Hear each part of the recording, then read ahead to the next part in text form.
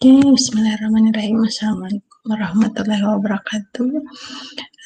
Kita lanjut pertemuan selanjutnya. Kemarin kita sudah membahas mengenai kebijakan Yunani dan Romawi. Nah, sekarang kita membahas kebijakan ekonomi pada masa Rasulullah dan juga pada masa Khulafaur Rasyidin. Ini kita udah masuk ke sesi sejarah pemikiran ekonomi Islam ya. Jadi di sini kan Romawi sama Yunani, kemudian di sini masa Islam, baru sini masa konvensional. Nah, jadi kita udah mulai masuk nih di sini. Nah, di sini kita mulai dengan kebijakan ekonomi pada masa Rasulullah, kemudian juga Khulafaur Rasyidin.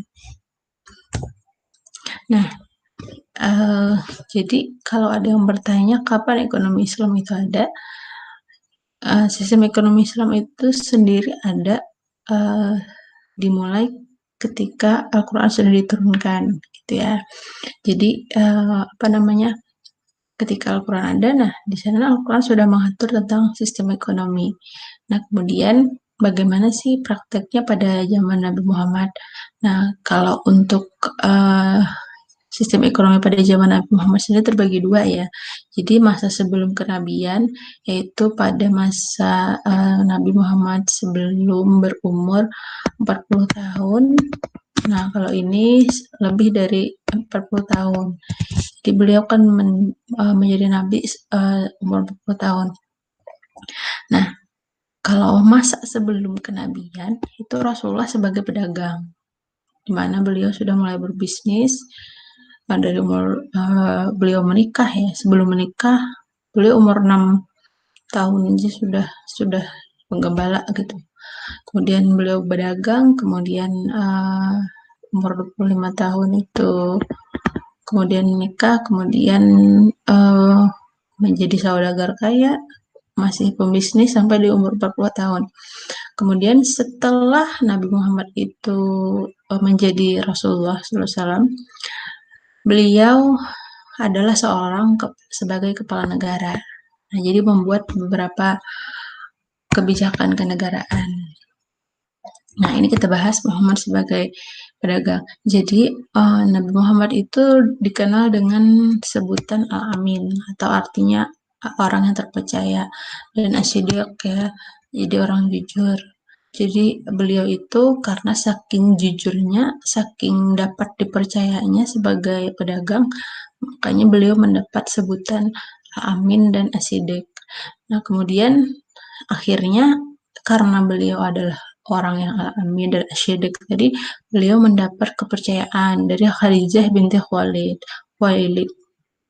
ya. Khadijah ini memberikan modal kepada Nabi Muhammad, kemudian sehingga Nabi Muhammad bisa mengekspansi atau membesarkan bisnisnya. Lalu jadi awalnya Khadijah itu bos Rasulullah. Kemudian karena baik perangainya, kemudian tadi sebagai Al-Amin dan Asyidiq, akhirnya Khadijah tertarik dengan Nabi Muhammad dan menikahlah dengan Khadijah gitu ya. Khadijah dengan Nabi Muhammad menikah, akhirnya seluruh harta Khadijah kemudian dan usahanya dijalankan oleh Rasulullah, sehingga pada saat itu ia menjadi manajer juga sekaligus mitra usaha dalam dagang istrinya.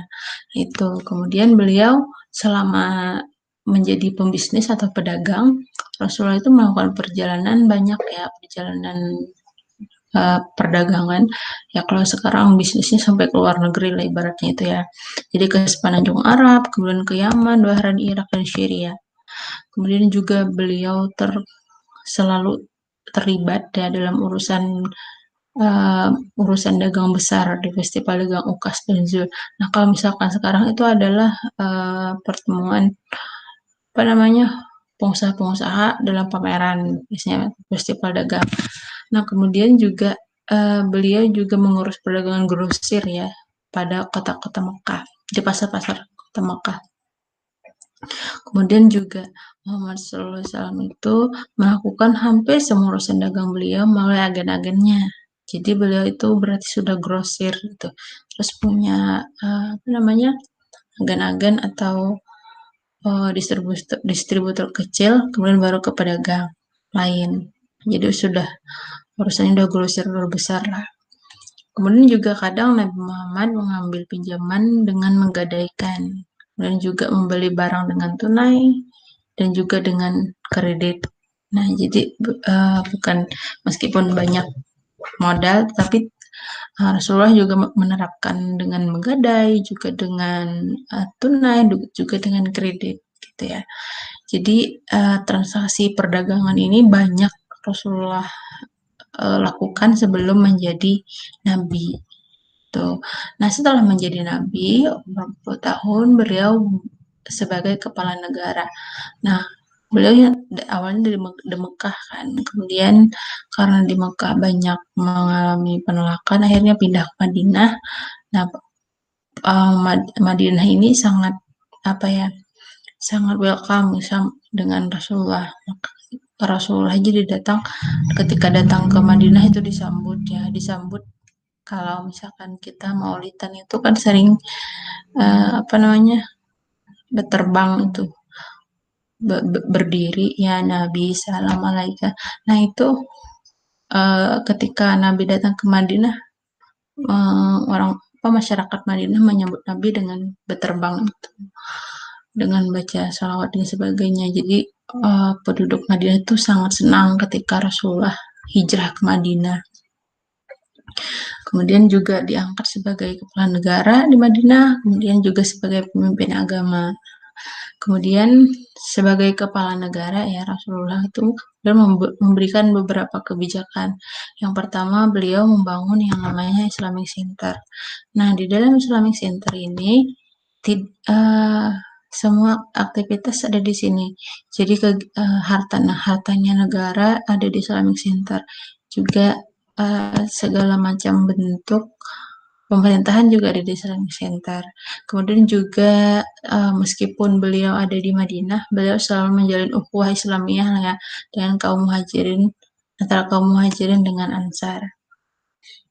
Kemudian juga beliau mempunyai kebijakan menjalin kedamaian ke dalam negara, kemudian juga mengeluarkan hak dan kewajiban bagi warga negaranya. Haknya apa? Haknya mendapatkan misalkan zakat, infak sedekah. Kemudian kewajibannya bayar zakat. Nah, bayar zakat, bayar pajak, dan lain-lain. Nanti selanjutnya kita bahas bagaimana sih pajak untuk orang muslim, bagaimana sih pajak untuk non muslim gitu ya. Kemudian juga Rasulullah membuat konstitusi negara. Nah, di sini beliau membuat, karena negara harus ada konstitusinya ya, kayak Indonesia sekarang ada MK-nya. Kemudian juga beliau menyusun pertahanan negara atau TNI kalau di Indonesia, karena ya zaman dulu masih sering terjadi penjajahan, jadi menyusun sistem pertahanan negara. Kemudian juga beliau meletakkan dasar-dasar keuangan negara dengan mendirikan Baitul Mal. Nah, kalau sekarang itu di Indonesia namanya Baitul Mal Bitamwil. Kalau kalian pernah tahu itu atau pernah lewat atau tetangga punya BMT, nah itu namanya Baitul Mal Bitamwil atau namanya koperasi syariah. Nah kalau di zaman dulu Baitul Mal itu bait itu rumah, mal itu harta. Jadi rumah harta. Jadi ketika orang-orang bayar zakat, bayar apa aja, kemudian uangnya itu disimpan di Baitul Mal, gitu ya. Jadi Rasulullah yang mendirikan Baitul Mal, nah itu sebagai salah satu bentuk kebijakan fiskal, gitu ya. Lalu apa prinsip kebijakan ekonomi Nabi Muhammad SAW? Nah, ini beberapa prinsipnya. Yang pertama itu kata beliau, Allah adalah penguasa tertinggi sekaligus pemilik absolut seluruh alam semesta. Nah, ini sudah pasti ya, segala yang ada di dunia ini Allah lah pemiliknya. Nah, itu prinsip ekonomi Nabi Muhammad.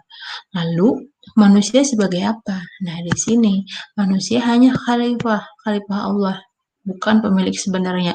Lalu apa sih fungsi khalifah itu? Nah, fungsi khalifah adalah memanfaatkannya dengan cara yang benar. Kemudian semua yang dimiliki dan didapatkan manusia adalah seizin Allah. Tidak ada satupun yang bisa manusia dapat tanpa seizin Allah gitu ya. Oleh karenanya itu manusia yang kurang beruntung dia punya hak. Dengan cara apa? Punya haknya sebagai penerima zakat. Kemudian orang yang mempunyai kekayaan itu punya kewajiban. Kewajibannya apa? Membayar zakat. Nah, itu ya. Kemudian prinsip selanjutnya, yang namanya harta itu harus berputar. Nah, ini prinsip dasar dalam ekonomi Islam, namanya harta harus wajib berputar. Tidak boleh mandek. Kenapa ada zakat? Karena untuk memutarkan harta. Itu ya, seandainya harta itu tidak diputar dan tidak ada zakat, maka kebanyakan orang akan mendiamkan hartanya. Makanya ada zakat, itu salah satu ya filosofisnya. Karena kan harta yang didiamkan selama 1 tahun atau 1 tahun eh, sehaul, nah itu harus dibayar zakatnya. Maka untuk eh, menghindari zakat, misal nih untuk menghindari zakat, maka harta harus diputar dan tidak boleh ditimbun. Itu. Kemudian selanjutnya eksploitasi ekonomi dan segala bentuk bentuknya termasuk riba harus dihilangkan. Ini jelas ya, riba tuh ada 4 tahap pelarangan. Jadi dari yang awalnya cuma ditegur, kemudian yang kedua itu menjelaskan jenis-jenis riba, kemudian yang ketiga itu melarang kaum yang mengambil riba, akhirnya karena masih sudah dilarang dan masih dilakukan, akhirnya ayat terakhir turun tentang riba itu melarang seluruh jenis riba. Padahal awal-awalnya itu cuma itu jangan diambil. Kalau misalkan masih diambil, tolong dihentikan. Gitu ya. Di 3 ayat sebelumnya itu mengatakan demikian. Pokoknya dikasih tahu jangan dulu jangan. Jangan yang ini, jangan yang itu. Tetapi yang namanya manusia ya, dan terus punya cara agar riba bisa ada gitu. Dan akhirnya ayat terakhir turun bahwa seluruh bentuk riba itu dihapuskan, harus dihilangkan, tidak boleh dilakukan. Nah, padahal riba dulu masih boleh. Ya. Kemudian yang selanjutnya menerapkan sistem warisan sebagai media redistribusi kekayaan. Makanya ada hukum waris. Ya, hukum waris itu kan kalau di Islam itu 1:2. Jadi kalau misalkan dia cewek dia dapat 1, kalau dia cowok dia dapatnya 2. Kenapa? Karena si cewek ini nanti punya suami kan. Nah, si suami itu cowok. Ya, lah suami cowok ya. Nah, si suami otomatis juga dapat dari orang tuanya 2 gitu. Nah, kenapa si cowok dapat 2 dalam warisan? Karena dia akan punya istri. Si istri nanti dapat 1. Jadi kalau digabungkan ya sama-sama 3. Itu kenapa itu kalau hukum waris itu si istri dapat satu bagian, kemudian maksudnya anak anak perempuan dapat 1 bagian, anak laki-laki itu dapat 2 bagian. Kalau misalkan orang tua kalian punya warisan 30 gram emas, maka kalau anaknya 2, satu cewek satu cowok, yang cewek dapat 10 gram, yang cowok dapat 20 gram. Atau misalkan anaknya tiga orang, 2 cewek, 1 cowok. Nanti yang 10 gram itu dibagi cewek berdua, jadi 5 gram 5 gram. Terus yang cowok tetap dapat 20 gram. Itu hukum waris ya, sudah di Quran. Itu. Kemudian juga selanjutnya menetapkan kewajiban bagi seluruh individu termasuk orang miskin. Jadi meskipun miskin tapi nanti ada kewajiban-kewajibannya. Nanti apa itu nanti kita jelaskan. Nah, ini tradisi dan praktik pada masa Nabi Muhammad SAW. Terus sudah saya jelaskan bahwa pada masa Nabi dibuat Baitul Mal. Nah, ini rumah harta, bait rumah mal harta. Atau kalau di bahasa ekonomi kan itu bendaharanya negara. Nah, tugasnya apa? Mengatur pemasukan dan pengeluaran negara. Kalau sekarang namanya kebijakan fiskal. Lalu apa aja sih pemasukan negara? Apa aja sih pengeluaran negara pada saat itu? Nah, yang pertama pemasukan negara, kharaj. Kharaj ya. Kharaj itu pajak tanah. Ditentukan berdasarkan tingkat produktivitas, jenis tanaman, dan jenis irigasi. Nah, kalau sekarang itu namanya PBB. Kalau di Indonesia maksudnya ya, itu namanya PBB, pajak bumi dan bangunan. Nah, kalau dulu itu kalau pada zaman Rasulullah namanya kharaj. Jadi kalau tingkat produktivitasnya tinggi, dia kharajnya tinggi juga. Terus jenis tanaman yang menghasilkan banyak, dia juga kharajnya tinggi. Kemudian jenis irigasi, kalau misalkan itu pakai air hujan, maka kharajnya lebih tinggi daripada yang irigasi. Kalau dia irigasi itu kan, maksudnya ada perlu mengeluarkan biaya, maka kharajnya lebih rendah. Itu yang pertama, pendapatan negara. Jadi bayar kharaj, pajak terhadap tanah. Kemudian yang kedua itu zakat. Nah, zakat ini persenan ya. Misalkan kalau sekarang itu emas patokannya. Tapi ya kalau dulu kan uang tunai, hasil peternakan, hasil peternakan. Sebenarnya masih sampai sekarang.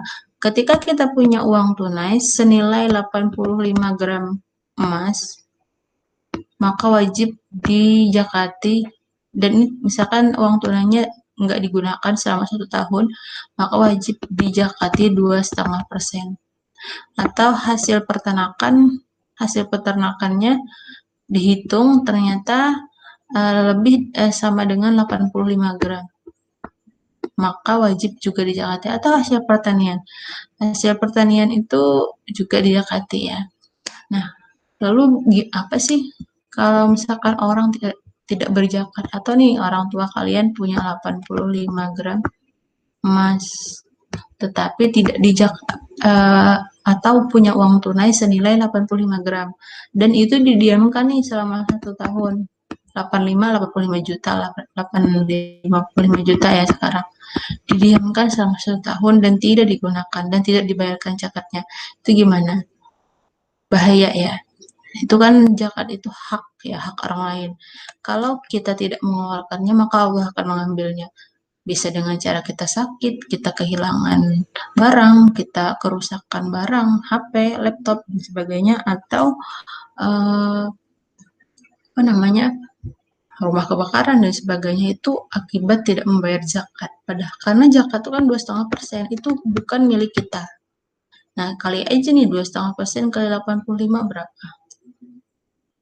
Sekitar berapa ini? Ini dihitung aja 85, 2 kali 8, 5 aja di berapa dulu? 16, 17 ya. Nah, misalkan di sini hasilnya adalah 1.700.000 misalkan. Terus dibagi 12. 12 ini 12 bulan. Nah, misalkan di sini 150. Ya sudah, kalau tidak mau berat, tinggal dibayar aja 150.000 per bulan. Itu jadi dicicil gitu. Kalau misalkan tidak mau mengeluarkan zakatnya per tahun, bayar aja per bulan. Itu ya. Dan itu wajib hukumnya. Kalau kita tidak mengeluarkan, maka Allah yang akan mengambilnya. Kemudian homes. Homes itu pajak ya, pajak proporsional sebesar 20%. Nah, dulu kalau homes ini namanya pajak batubara kalau di Indonesia. Kenapa? Itu pajak terhadap barang temuan. Jadi bisa itu hasil rampasan perang, kemudian juga itu bisa apa namanya, harta karun atau barang tambang dan lain sebagainya. Nah, itu ada homesnya, yaitu sebesar 20% ya. Nah, kita ada juga pajak terhadap tambang ya. Nah, itu. Nah, kemudian yang selanjutnya itu ada jizyah. Pendapatan negara itu berasal dari jizyah. Jizyah itu apa? Jizyah itu apa namanya, pajak bagi non muslim. Jadi sebagai ganti layanan sosial ekonominya. Nah, kalau muslim itu kan bayarnya zakat 2,5%. Nah, kalau non muslim itu bayarnya jizyah. Jizyah ini tergantung kemampuan muslimnya. Jadi bisa ditawar, tetapi kalau zakat itu tidak bisa ditawar. Dia harus wajib 2,5%. Jizyah juga kalau tidak salah 2,5 bisa 5% kalau nggak salah ya. Ada kafir, ada non muslim resmi dan non muslim yang biasa, ada 5% dan 10%, dan ini bisa ditawar, jadi tidak baku. Kalau zakat tidak bisa. Jadi itu ya, karena ada yang membahas ya, kenapa katanya non muslim harus bayar pajak untuk keamanan dia tinggal di negara muslim. Ya, uh, muslim juga bayar, tapi namanya zakat ya, dan 2,5% setiap harta malah. Kalau non muslim kan harta dia nggak bayar zakat, hartanya banyak dia nggak akan bayar zakat, dia cuma bayar jizyah. Nah itu, jadi lebih banyak zakat daripada jizyah pada zaman dulu. Nah kemudian penerimaan lain ini apa aja? Itu ada kafarat itu denda.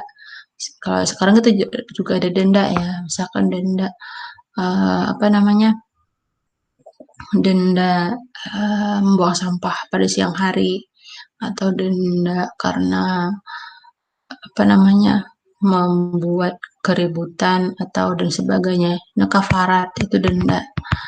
Kemudian juga harta waris orang yang tidak memiliki ahli waris. Sekarang orang itu kaya, tidak punya anak, tidak punya saudara, tidak punya keluarga, akhirnya hartanya itu dimasukkan ke dalam baitul mal. Nah, untuk apa? Ya nanti untuk pengeluaran negara. Pengeluaran negara itu apa aja? Yang pertama, untuk penyebaran Islam, penyebaran agama Islam ya. Terus yang kedua apa? Untuk pertahanan dan keamanan, beli senjata, bayar tentara dan sebagainya. Kemudian yang ketiga, pengembangan infrastruktur. Infrastruktur itu apa? Buat jalan, buat jembatan dan sebagainya. Kemudian yang keempat, pengembangan ilmu pengetahuan dan kebudayaan. Nah, ini dalam bidang pendidikan. Nah, kalau di Indonesia pendidikan dan kesehatan itu nomor 1. Misalnya pendidikan itu minimal 20% dari APBN. Nah, di sini kesejahteraan sosial. Ini bisa apa namanya, fasilitas ya, Kemensos ya kalau sekarang. Nah, lalu kan ada pemasukan negara, ada pengeluaran negara. Lalu apa sih dampak ekonominya? Nah, itu akhirnya apa gitu. Nah, yang pertama, dengan adanya penyebaran Islam, akhirnya kenaikan agregat demand dan supply. Maksudnya kok gimana sih? Nah, maksudnya gini, kan penyebaran Islam itu mengeluarkan biaya. Nah, jadi ada barang yang diminta. Misalkan barang yang diminta untuk menyebarkan Islam adalah buku atau ya buku agama. Akhirnya ada permintaan terhadap demand, ada permintaan terhadap buku, kemudian adanya supply, penawaran terhadap buku. Nah, kemudian selain itu juga meningkatkan pendapatan Baitul Mal. Kenapa meningkatkan pendapatan Baitul Mal? Karena ada demand tadi. Ada demand, ada supply, jelas. Di mikro itu ketika ada demand, ada supply, ada produksi. Ketika ada produksi, maka masyarakat punya pendapatan. Kalau punya pendapatan, maka dia akan bayar zakat. Kalau yang punya usahanya muslim, maka dia akan bayar jizyah. Nah, itu salah dampaknya. Kemudian yang kedua, tadi kan pendapatan meningkat ya, karena apa namanya, orang-orang uang yang beredar meningkat. Kemudian meningkatnya marginal propensity to consume. Maksudnya kita punya kemampuan untuk mengkonsumsi, punya kemampuan untuk menabung, kemudian juga untuk investasi. Akhirnya pendapatan nasional meningkat secara keseluruhan. Nah, ini juga teori mikro ya. Nah, kemudian itu tadi mikronya, dampak ekonomi mikronya. Lalu ada nggak sih kebijakan fiskal dan moneter pada masa Rasulullah SAW itu? Ada, jelas. Yang pertama apa? Kebijakan fiskal. Kebijakan fiskal pada zaman itu apa sih? Nah, ini peningkatan pendapatan nasional dan tingkat partisipasi kerja melalui muzakat, mudarabah. Ini adalah kerjasama dalam bidang mudharabah ini pertanian, musyawarah juga. Kalau mudharabah ini kongsi. Mudharabah kongsi itu maksudnya apa sih? Nah, mudharabah itu misal saya punya uang 100 juta, kalian pinter berbisnis